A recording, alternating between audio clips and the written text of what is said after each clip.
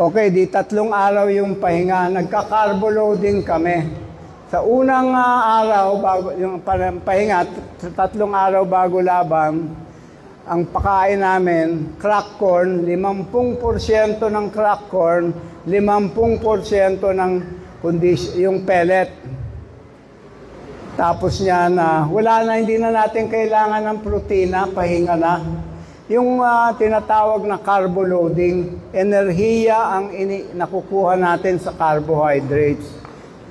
2 araw bago laban, 70% na yung crack corn, 30% na lang ng pellet. May bee pollen pa rin, mayroon pa rin yogurt na 1 kutsarita.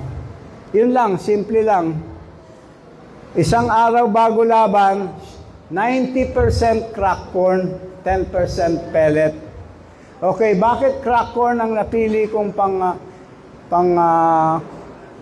carbo loading? Sa nabasa ko at sa natanong ko rin sa mga Amerikano, mais ang pinakamataas na enerhiya sa lahat ng grains.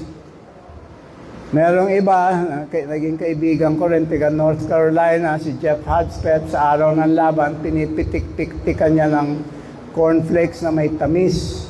Meron namang isa, si Allen McGee ng Mississippi, na kaibigan ko rin, sa araw ng laban, pasas naman, and may enerhiya daw.